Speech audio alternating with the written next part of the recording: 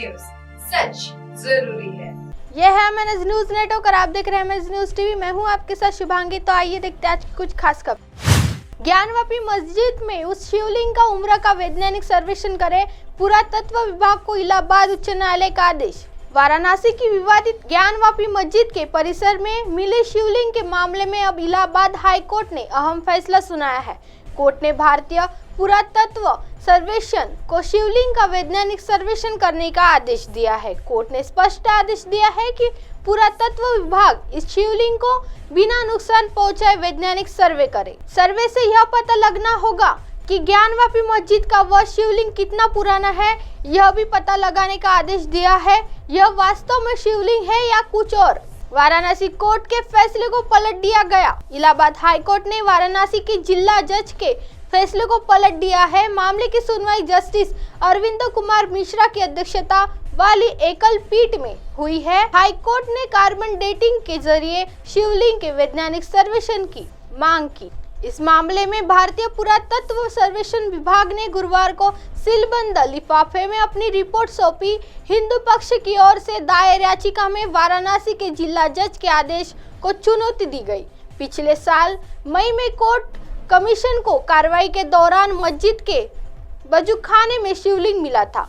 ज्ञानवापी से जुड़े 7 मुकदमे के एक ही न्यायालय में चले जाने के मामले में जिला जज की अदालत में सुनवाई हुई। इस मामले में मुस्लिम पक्ष की ओर से आपत्ति जताई गई थी। आपत्ति में कहा गया था कि सभी मामलों को अलग अलग सुनवाई की जाए। उधर राखी सिंह और अभिमुक्तेश्वरानंद पर भी हिंदू पक्ष की ओर से आपत्ति जताई गई थी। इस आपत्ति में सभी मुकदमों की अलग अलग सुनवाई करने का कहा गया था।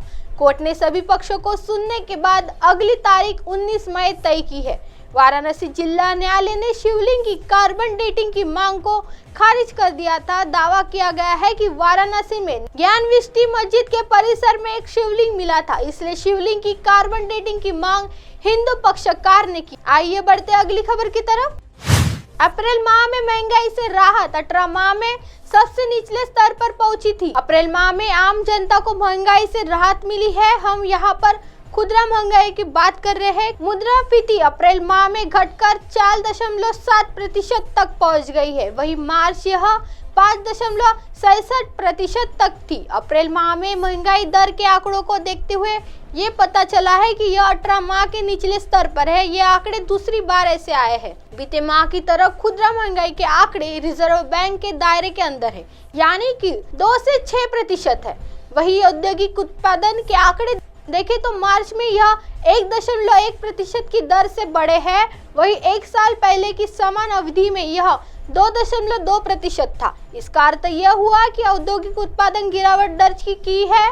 इस बीच यह भी सूचना है कि मार्च के माह में मैन्युफैक्चरिंग सेक्टर का उत्पादन 0.5% बढ़ गया है। इसके साथ ही माइनिंग उत्पादन 6.8% तक बढ़ा है। वही बिजली के उत्पादन 1.6% की गिरावट दर्ज की गई है। वित्त वर्ष 2022 से 30 में औद्योगिक उत्पादन में 5.1% की बढ़ोतरी दर्ज की गई। वही वित्त वर्ष 2021 से लेकर 22 में यह 11.4% तक बढ़ा था। आइए बढ़ते अगली खबर की तरफ।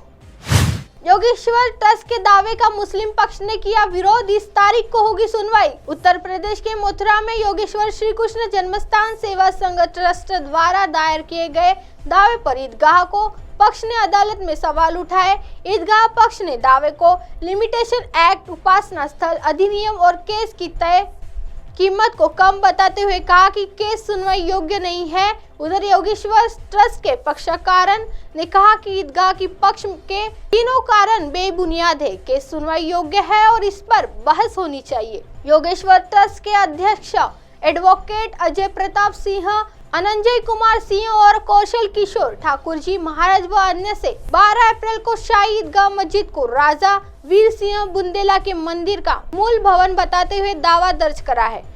कहा है कि जिस स्थान पर शाही ईदगाह मौजूद है, यह भवन ही मंदिर का मूल भवन है। ईदगाह की जमीन पर किया है दावा। उनके द्वारा बजाय 13.37 एकड़ पर दावा करने की सिर्फ ईदगाह की जमीन पर ही दावा किया है। पिछली दफा इसकी सुनवाई 12 अप्रैल को सिविल जज सीनियर डिवीजन 2 अदालत में हुई, जिसके बाद ईदगाह के सचिव एडवोकेट तनवीर अहमद द्वारा दावे का लिखित विरोध दर्ज कराया।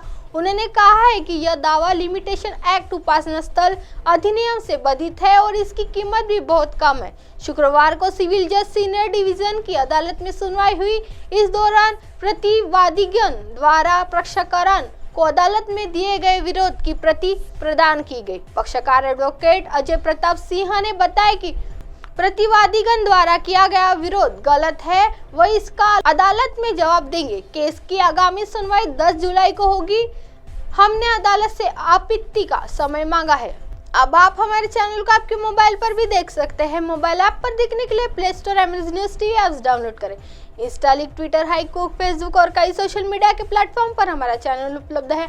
आप इसे यूट्यूब पर भी देख सकते हैं। आप हमारे चैनल को लाइव भी देख सकते हैं www.mnsnewstv.com पर। फिलहाल वक्त चला दर्शकों ब्रेक का। ब्रेक से लौटने के बाद देखिएगा देश और दुनिया की तमाम खबरें। बने रहिए एमएनएस न्यूज टीवी पर। नमस्कार।